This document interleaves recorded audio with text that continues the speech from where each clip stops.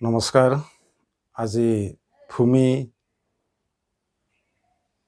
বেদখল আৰু ভূমি উচ্ছেদ এই সম্পৰ্কে কিছু কথা ক'বলৈ ওলাইছোঁ। আমি জানো যে আমাৰ ভাৰতীয়সকলৰ কাৰণে বা হিন্দুসকলৰ কাৰণে এই ভূমি মাতৃতুল্য। ৰাতিপুৱা শুই উঠিয়েই ভূমি চুই প্ৰণাম কৰোঁ। সমুদ্ৰ বচনে দেৱী পৰ্বতস্তন মণ্ডলে বিষ্ণু পত্নী নমস্তুভ্যং পাদস্পৰ্শং ক্ষমস্বামী। এই ভূমিক আমি মা বুলি অনুভৱ কৰোঁ। 1947 চনত এই ভূমিৰ কিছু অংশ কাটা খাই গৈছিল আৰু পাকিস্তান তৈয়াৰ হৈছিল। অৰ্থাৎ যিখিনি ভূমিত হিন্দুৰ সংখ্যা কম হৈছিল বা যি ভূখণ্ডত ভাৰত মাতাৰ পুত্ৰবধ সমাজখন সংখ্যালঘু হৈছিল, সেই অঞ্চল ভাৰতৰ পৰা কাটা খাই গৈছিল। কাশ্মীৰতো যদি চাওঁ, যি অংশত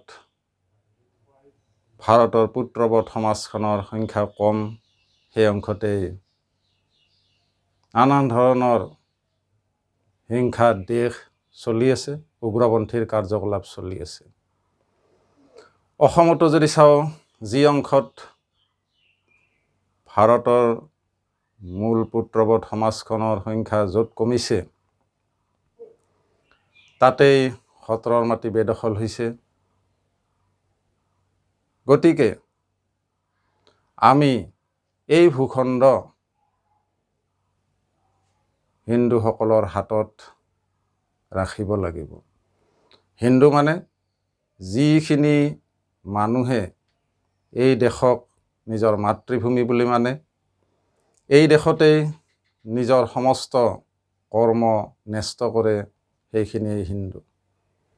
আৰু যি লোকে ইয়াত থাকি বিদেশৰ গুণগান কৰে, বিদেশৰ মাটি, বিদেশৰ সংস্কৃতি, বিদেশৰ মহাপুৰুষ, বিদেশৰ ভাষা, বিদেশৰ ধৰ্মগ্ৰন্থৰ প্ৰতি আকৃষ্ট হয়, তেওঁলোক এই দেশৰ পুত্ৰবধ সমাজ নহয়। গতিকে দেখা গৈছে যে বৰ্তমান অসমৰ ভূখণ্ডৰ যি চৰকাৰী ভূমি আছে, গৌচৰণীয়া পথাৰ বা অন্যান্য চৰকাৰী ভূমি,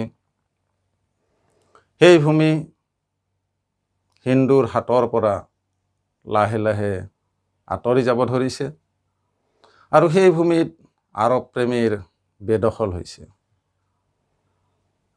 যাৰ ফলত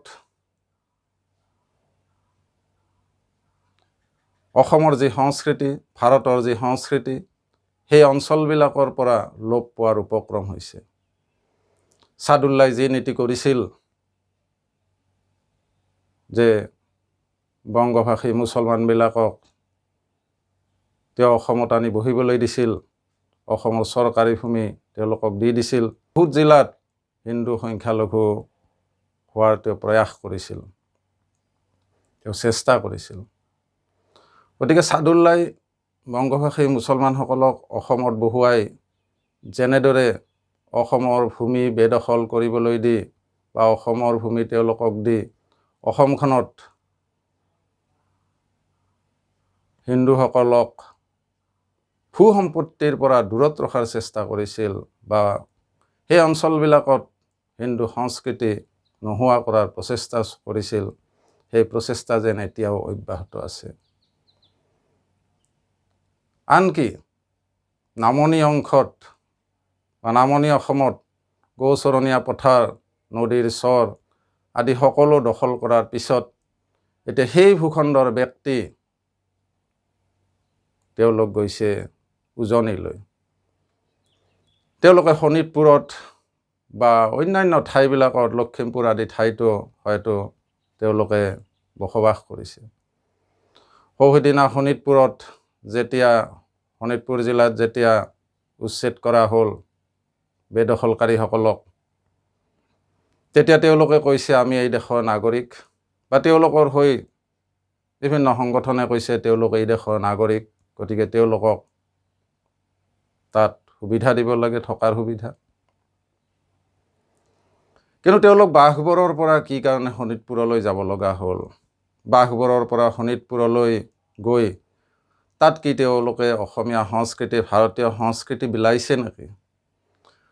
যি ঠাইত তেওঁলোকে বসবাস কৰিছে, বসবাস কৰিবলৈ লৈছে, সেই ঠাইত তেওঁলোকে আৰৱীয় সংস্কৃতিহে বিলাইছে। তেওঁলোকে তাত অসমৰ সংস্কৃতি, বিহু বিলোৱা নাই, তেওঁলোকে তাত গৰু বিহু পতা নাই। তেওঁলোকে কি কৰিছে? যে আৰৱীয় সংস্কৃতি কেনেদৰে তাত উত্থান হ'ব পাৰি, উত্থান কৰিব পাৰি, তাক অহৰ্নিশে প্ৰচেষ্টা চলাই আছে। তাৰ কাৰণে তেওঁলোকে জন্ম ৰোধ কৰিবলৈ চেষ্টা কৰা নাই। আৰু এনেদৰে জনসংখ্যা বৃদ্ধি কৰিবৰ প্ৰয়াস কৰি আছে, ভূখণ্ড দখল কৰিবৰ প্ৰয়াস কৰি আছে, যাতে গোটেই অসমখন এদিন ছাদুল্লাই ভবাৰ দৰে, জিন্নাই ভবাৰ দৰে ইছলামিক ৰাষ্ট্ৰৰ কবলত পৰে। যেনেদৰে পাকিস্তান তৈয়াৰ হৈছিল, যেনেদৰে কাশ্মীৰ যাও হৈছিল। গতিকে সেইকাৰণে অসমৰ জনসাধাৰণে, অসমৰ হিন্দু সমাজে সকলোৱে চিন্তা কৰা প্ৰয়োজন যে অসম যদি বাচি থাকিব লাগে, অসমৰ যদি সংস্কৃতি বাচি থাকিব লাগে, অসমৰ যদি খিলঞ্জীয়াসকল বাচি থাকিব লাগে, ভূমিপুত্ৰসকল বাচি থাকিব লাগে, তেনেহ'লে ইয়াৰ ভূমি এই সংস্কৃতিক ভাল পোৱা মানুহৰ হাতত থাকিব লাগিব। আৰৱক ভাল পোৱা মানুহৰ হাতত যদি ভূখণ্ড থাকে, তেনেহ'লে তাৰ দ্বাৰা অসমীয়া সংস্কৃতি ৰক্ষা নপৰে, অসম বিপদৰ গৰাহত পৰিব।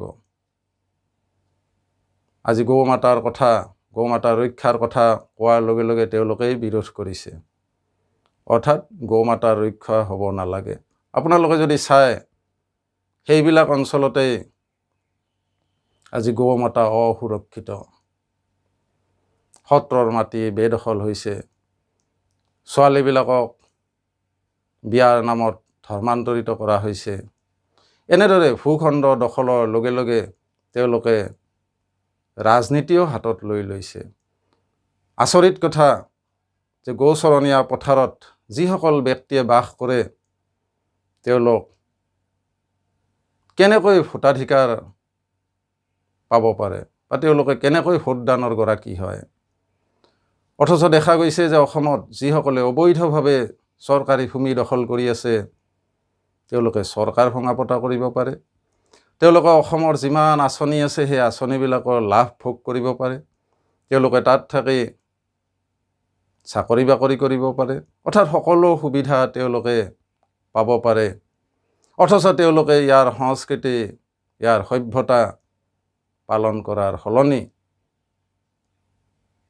আপোনালোকে যদি চায় বা আমি সকলোৱে যদি চাওঁ, দেখিম যে তেওঁলোকে আৰৱীয় সংস্কৃতি, আৰৱীয় ভাষা, আৰৱীয় পৰম্পৰা, আৰৱীয় পোচাক, আৰৱীয় মহাপুৰুষসকলৰ প্ৰতিহে বেছি আত্মীয়তা থকা দেখা যায়। সেয়েহে আমি সকলোৱে ভূখণ্ড আমি ইয়াৰ খিলঞ্জীয়াৰ হাতত ৰাখিব লাগিব, ভূমিপুত্ৰসকলৰ হাতত ৰাখিব লাগিব, পুত্ৰবধ সমাজখনৰ হাতত ৰাখিব লাগিব।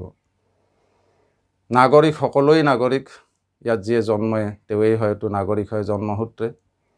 কিন্তু দেখা যায় ইয়াতেই উগ্ৰপন্থীৰো সৃষ্টি হয়, অৰ্থাৎ তেওঁলোকে ইয়াৰ নাগৰিক হোৱাৰ পিছতো ইয়াতে JMBৰ কাৰ্যকলাপ চলায়, অৰ্থাৎ জামাতুল মুজাহিদিন অফ বাংলাদেশ বা কোনোবাই ISISৰ কাৰ্যকলাপ চলায়।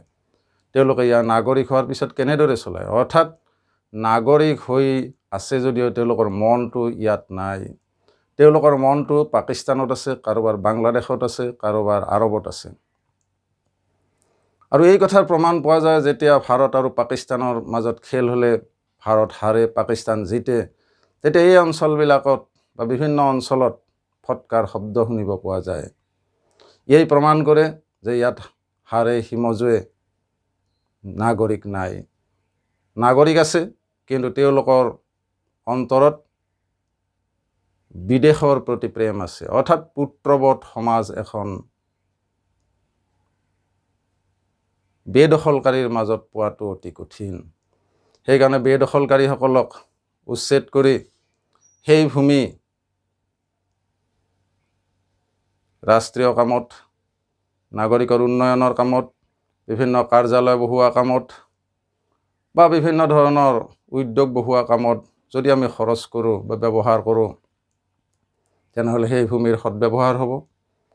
সেই ভূমিত যদি লোককল্যাণৰ বিভিন্ন ধৰণৰ ব্যৱস্থা কৰোঁ, তেনেহ'লেও লাভ হ'ব। বা সেই ভূমিত যিহেতু গৌচৰণীয়া পথাৰ বহুত আছে, সেই গৌচৰণীয়া পথাৰ যদি কেৱল গৰুৰ কাৰণে সংৰক্ষণ কৰি ৰাখোঁ, তেতিয়াও নিশ্চয় লাভ হ'ব।